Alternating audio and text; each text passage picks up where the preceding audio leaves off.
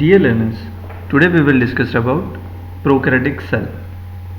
A typical bacterial cell is made up of cell wall, the outermost covering, cytoplasm, ribosome, food stores or granules. We can also call it as a PHB granules. Then cell membrane or unit membrane or plasma membrane.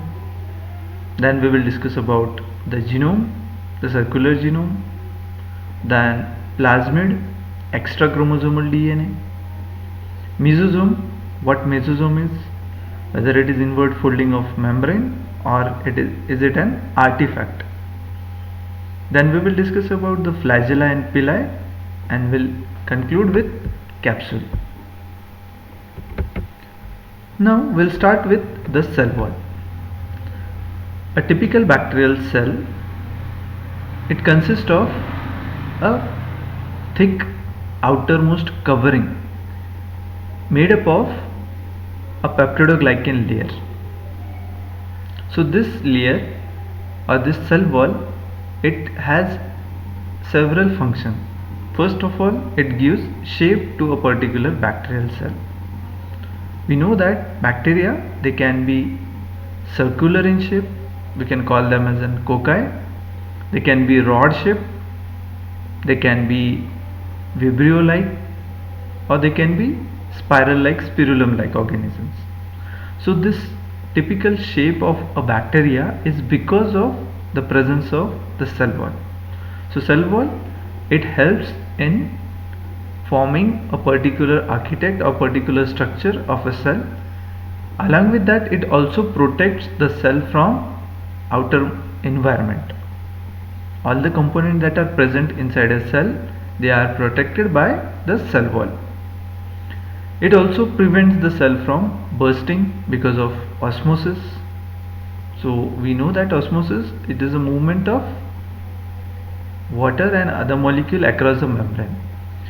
So in hypertonic and hypotonic solution, this transfer, it can be controlled.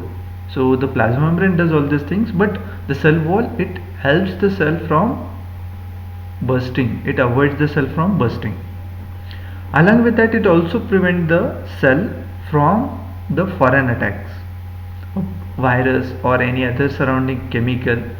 If the cell wall is not there, they are more exposed to such environment, hazardous environment.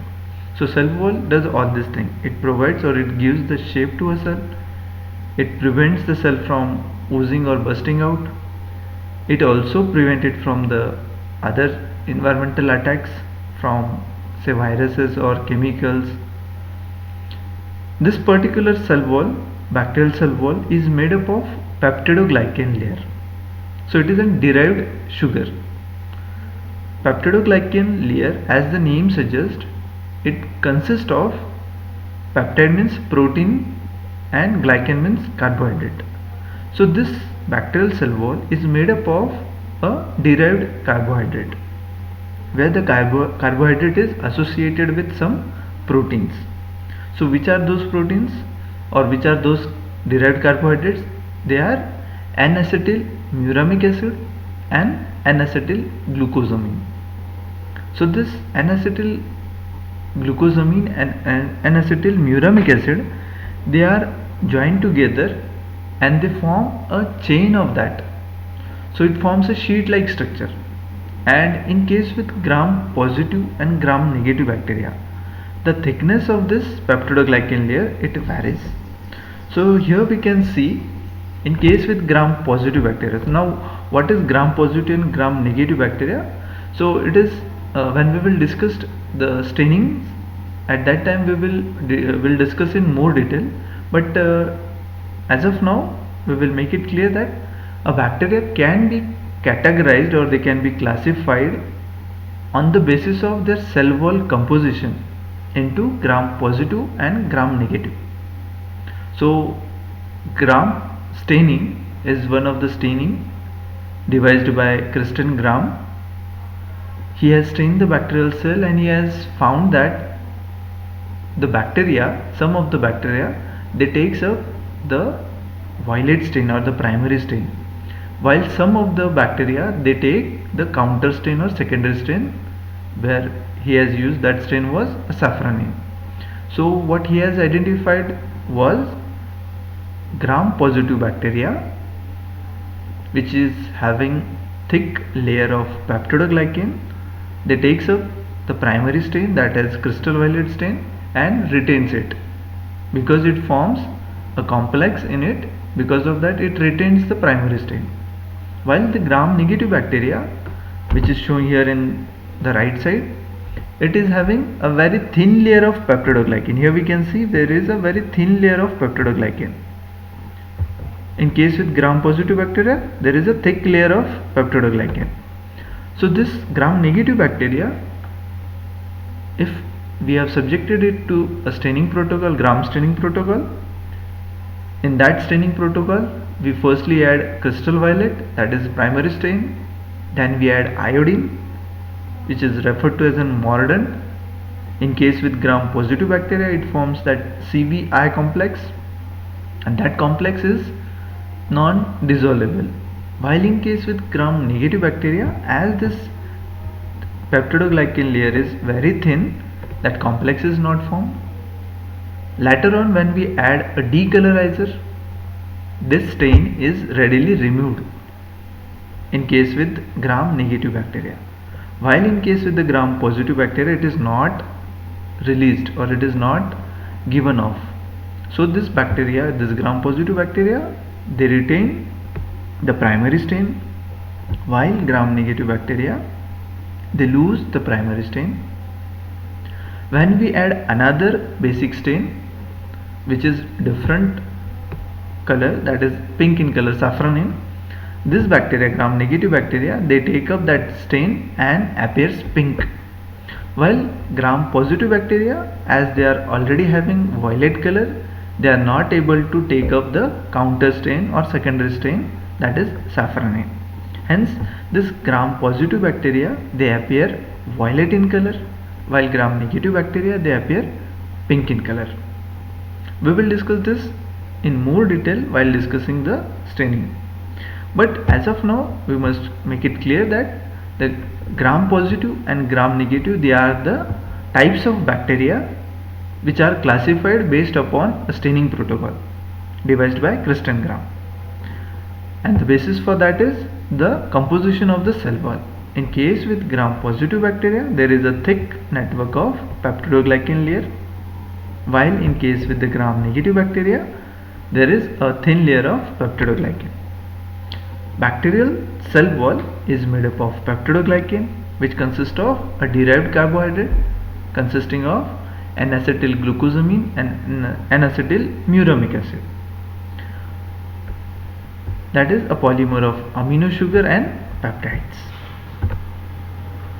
Next is the cytoplasm, this central part of the cell which consists of a liquid fluid in which the cellular activity takes place is the cytoplasm. As we know that the cell, every cell, living cell, it consists of more than 70% water in it.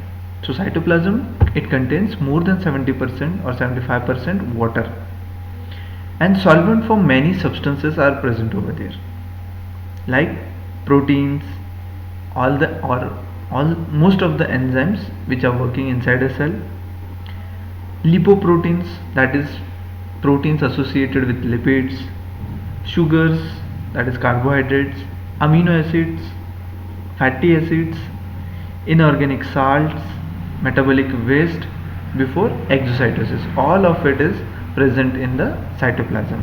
So this interior of the cell wall, there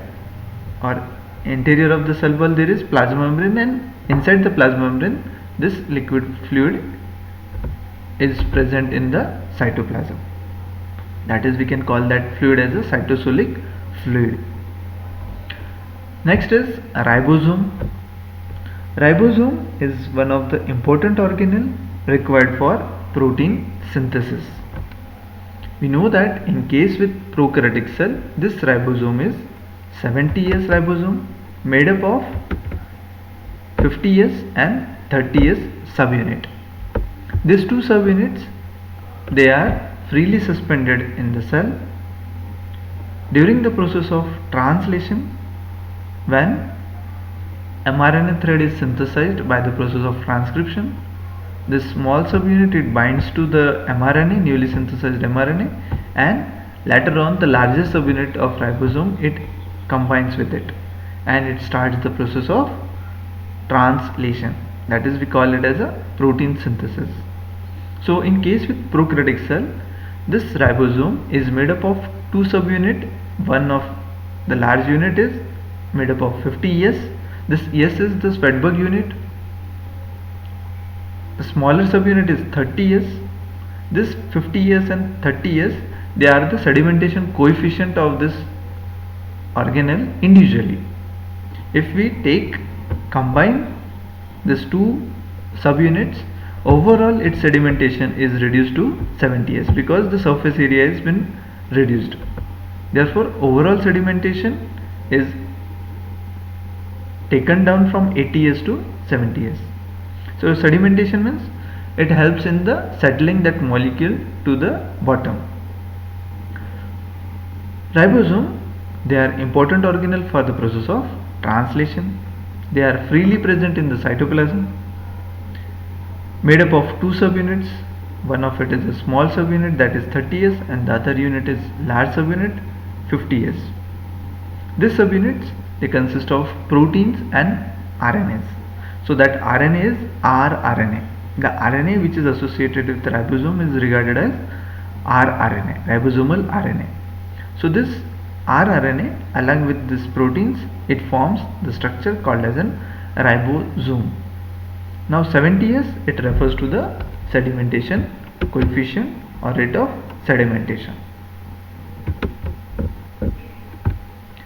Next is food storage or granules. We can call it as a PHB granules, polyhydroxybutyrate granules. They are the reserves of energy. So we know that when a cell is in a well-fed condition, it carries out its metabolic activity, and excess of the energy that has been produced, it is stored in the cell in the form of glycogen or in the form of lipid. So glycogen is a modified type of carbohydrate, while lipids, they are fatty acids which are able to have more energy stored in lesser volume.